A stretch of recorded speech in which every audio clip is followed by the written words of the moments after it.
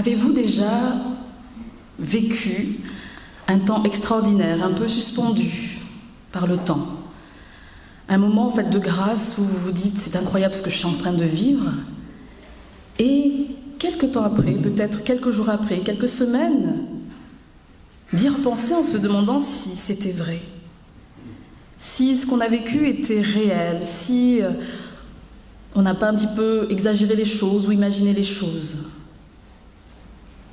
Vous connaissez cette impression? Je pense que c'est ce qu'a dû peut-être ressentir Jean-Baptiste. Dans le texte qui nous a été donné dans l'évangile de Matthieu, il est question de Jean-Baptiste, celui justement qui a baptisé Jésus, celui qui annonçait dans le désert justement la repentance, qui appelait les gens à changer de vie. Ce personnage-là, il était assez particulier. On vous dit qu'il était vêtu de peau de chamois, qu'il vivait dans le désert, qu'il était là justement, qu'il n'avait pas la langue dans sa poche. Il appelait vraiment les gens à changer de vie. Il les traitait même parfois d'hypocrites, de race de vipères. Et pourtant, justement, il annonçait, il préparait un certain chemin. Les gens venaient et un jour, lui est apparu Jésus, son cousin, qu'il a reconnu. Il lui a dit, toi, tu n'es pas digne, en fait, moi je ne suis pas digne de m'approcher de toi. Non, si, c'est toi qui dois me baptiser. Il a accompli sa mission, il a baptisé Jésus, et on vous dit que, comme une colombe qui est apparue dans le ciel, qu'une voix même s'est fait entendre en disant, celui-ci, mon fils bien-aimé. Tout le monde était là. Lui a été le premier témoin, le premier peut-être bénéficiaire de ce temps. Et dans ce texte qui nous est donné, on vous dit que quelque temps plus tard, là, Jean-Baptiste, il n'est plus dans les bonnes grâces. Il est emprisonné. Il est là, peut-être dans sa cellule, seul, en train de se demander finalement, est-ce que Jésus, est-ce que c'était réellement lui? Est-ce que c'est lui, le Messie qu'on attendait?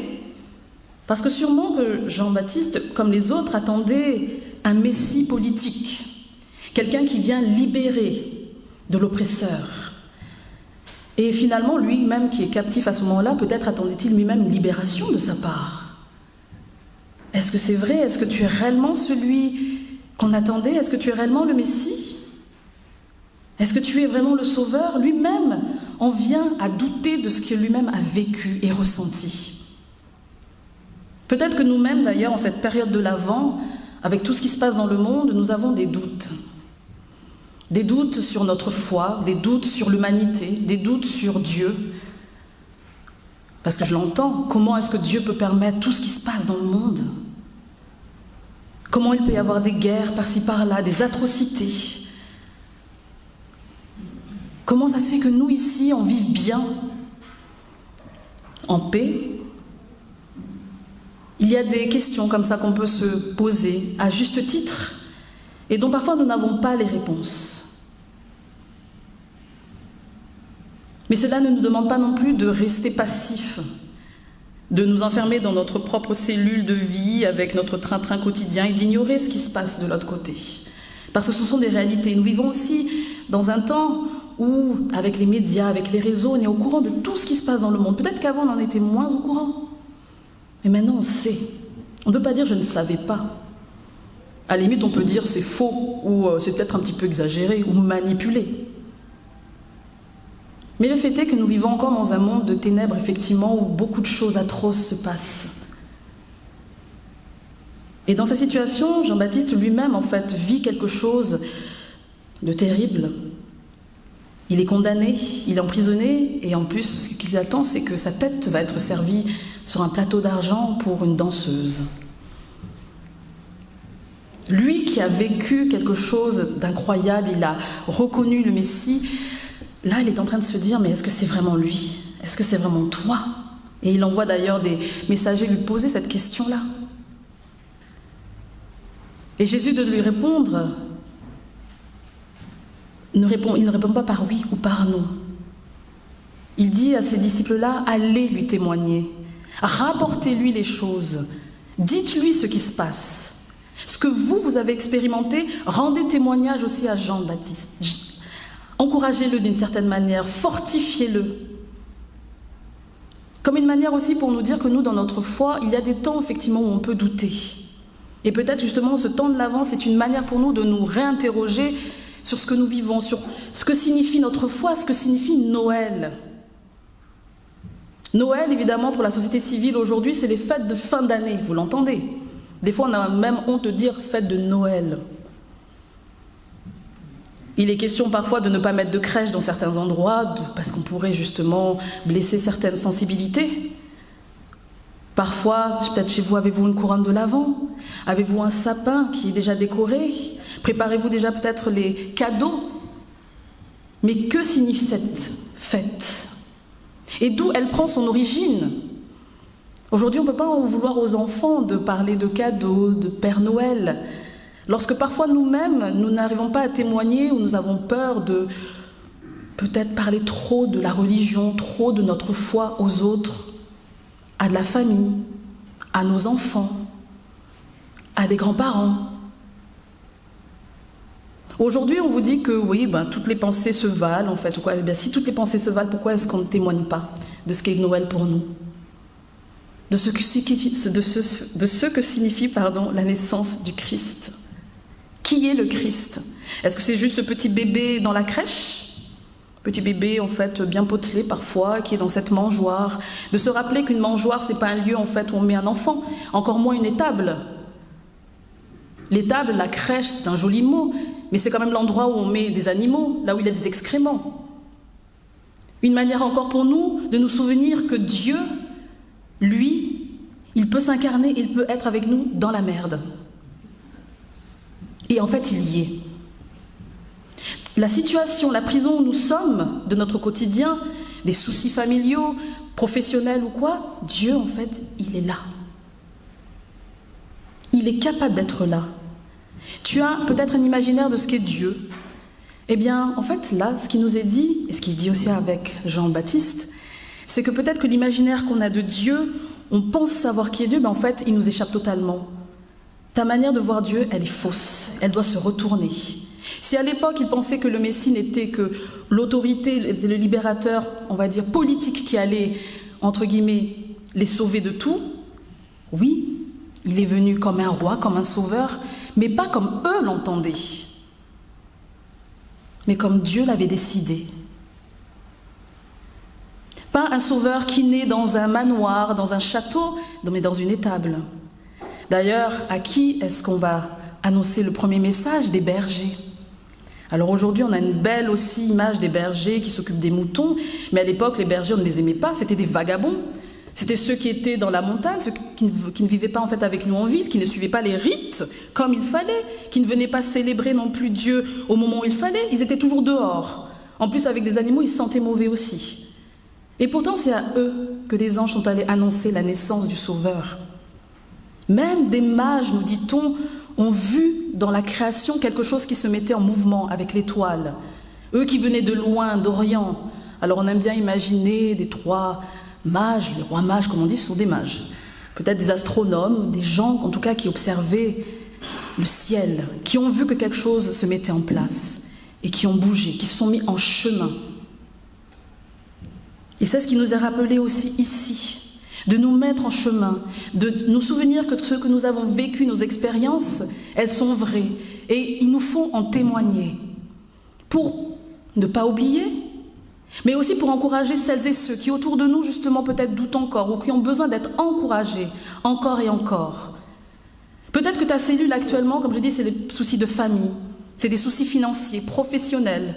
Est-ce que c'est la maladie? Est-ce que c'est un deuil?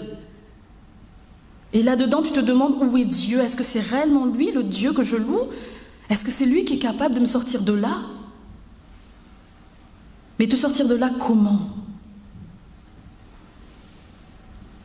La libération qu'amène Jésus, elle n'est pas que matérielle, elle est aussi spirituelle.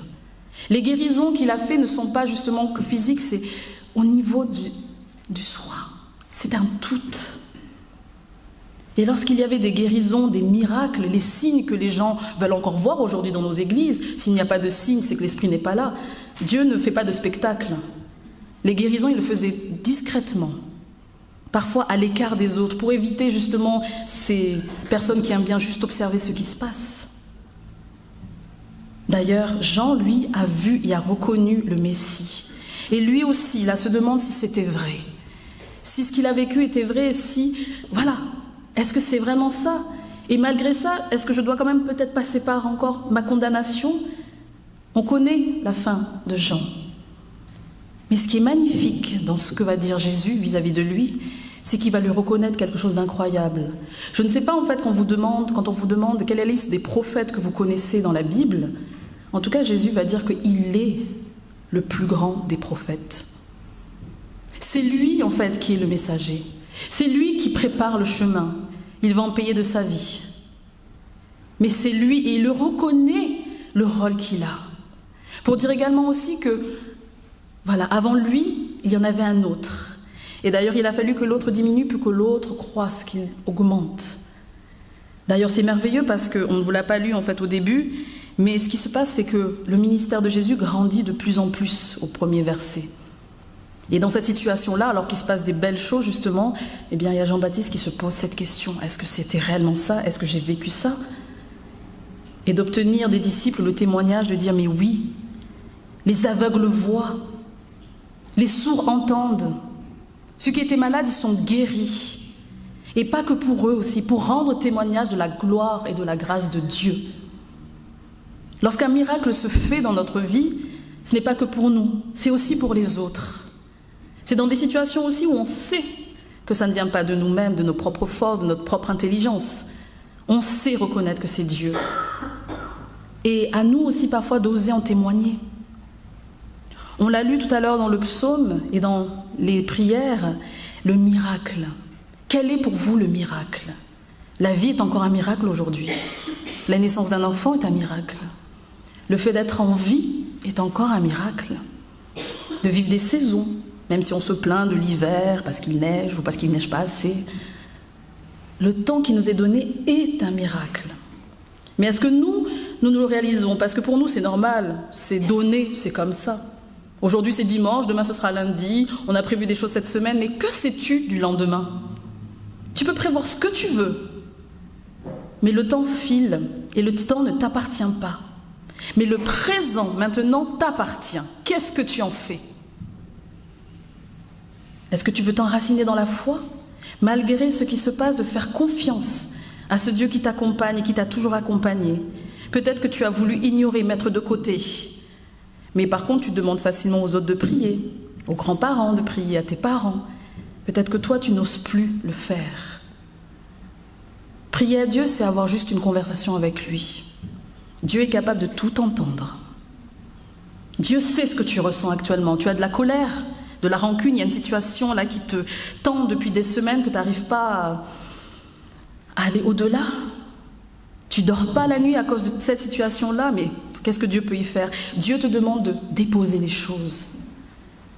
Dépose-lui ton souci.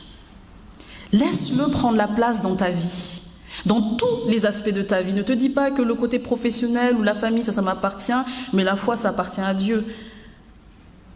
Tout importe à Dieu. Tu es son enfant.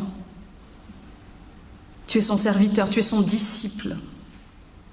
Être disciple, c'est être justement sous un maître qu'on écoute, auquel on fait confiance. C'est ce qu'a été Jésus, c'est ce qu'il a eu avec lui. Et nous sommes toujours ici, les disciples appelés à le suivre. Jésus a reconnu en Jean qui il était, sa personne, son identité propre, particulière. Lui, qui est le plus grand des prophètes, on vous dit dans le royaume, à côté des autres enfants, sera le plus petit. Vous imaginez ?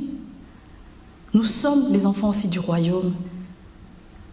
Et en fait, à côté de nous, Jean-Baptiste qui a fait des choses incroyables, nous avons aussi notre place.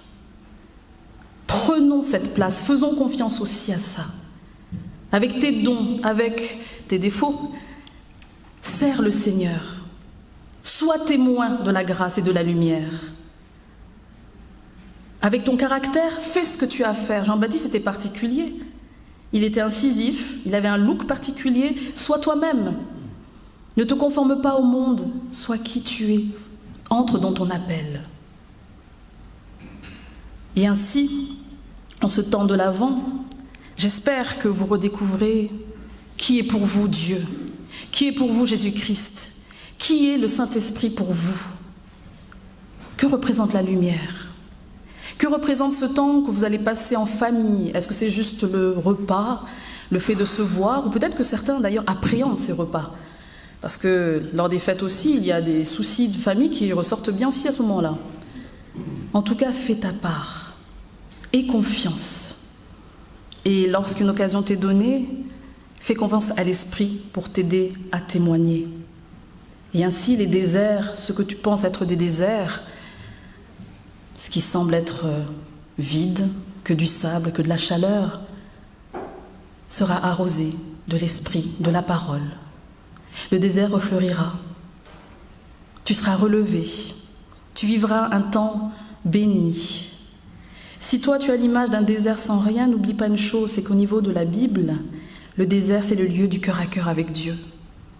Le lieu où tu es le plus vulnérable, où tu peux t'abandonner à Dieu, tu peux l'écouter pleinement, te retirer pour être auprès de lui, pour être ressourcé auprès de lui. Ainsi peut-être que dans ce désert où il fait chaud, tu vois ce soleil qui serait Dieu, tu ressens les rayons du soleil qui te réchauffent à travers Jésus-Christ, et cette chaleur qui t'emmitoufle, ce serait peut-être le Saint-Esprit. Sois réchauffé dans ce temps de l'Avent. Nous sommes en temps d'hiver, et pourtant le Seigneur qui est lumière, qui est là, veut être auprès de toi. Réchauffe-toi auprès de la lumière, réchauffe-toi auprès de notre Seigneur. Laisse-le agir, laisse-le te réchauffer et t'éclairer. Amen.